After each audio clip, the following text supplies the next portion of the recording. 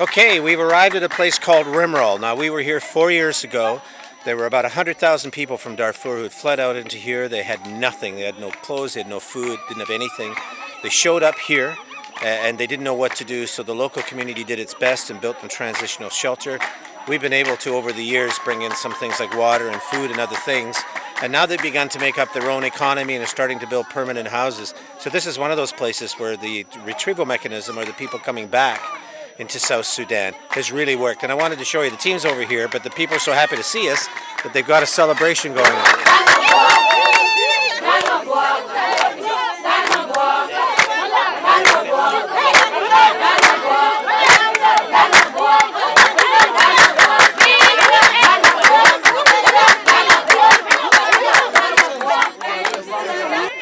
So this is one of those success stories. All these returnees came here, the local community did its best to give them transitional shelter. CETA came here from Canada, we came here with Cass and others, and now they've been able to make a comfortable coexistence together, and these people now want this to be their home village, which is great. Nobody of the historical village has any problems with that, it's super, but we also know that all these busloads of people, over 100, as I said yesterday, over 130, they're on their way here, not just here but in other regions.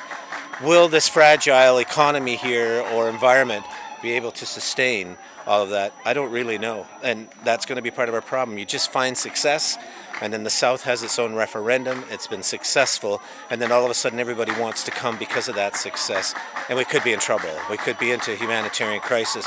We have to be here, we have to stay focused, get them over that hurdle, and then help the South to move on. But right now, it's great. We've come here every year for the last 4 years. They've really developed. And just down the way, we had another group of villagers who were all dressed up and cheering us as we drove through. That's in an area in which we, through the help of CETA, and the International Organization of Migration, we were able to build a women's center. It's got its own generator, micro enterprises, water system that's in there as well.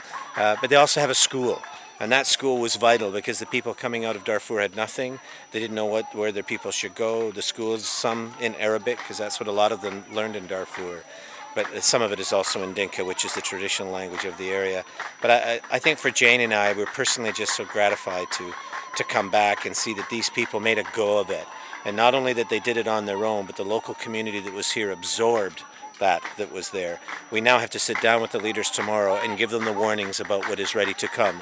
And will Canadians respond in the same way as they did last time, so people can coexist and the South can get on with its independence? If that does not happen, if the community here does not accept them because it's saturated with so many people, or if Canada itself is not here when that happens, then this community could end up in conflict, or people migrating and moving off into other areas and overrunning those areas as well. We've got our work cut out for us. We're very happy to go ahead and do it.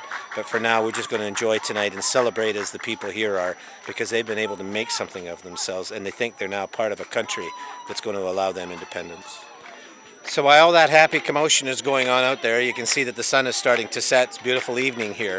We're a long way away from where we were today. It was a fair bit of a drive, and we're getting up close to the Darfur region. So it's much more rustic, but you can see here, this is where we'll be sleeping tonight.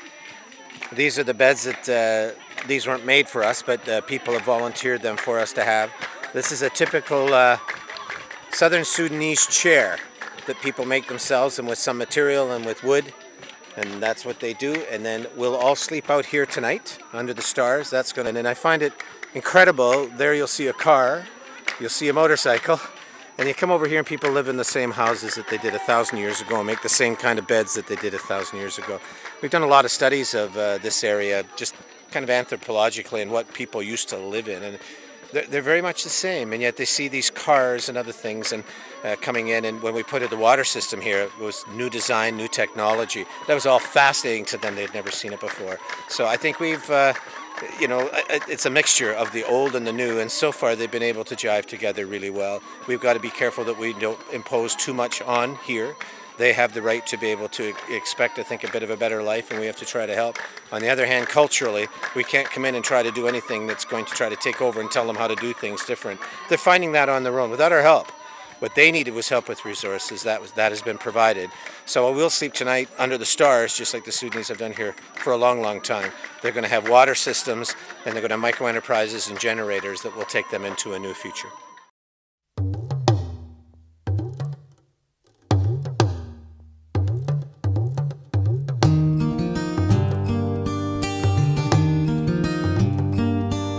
Malidene kauma aunisu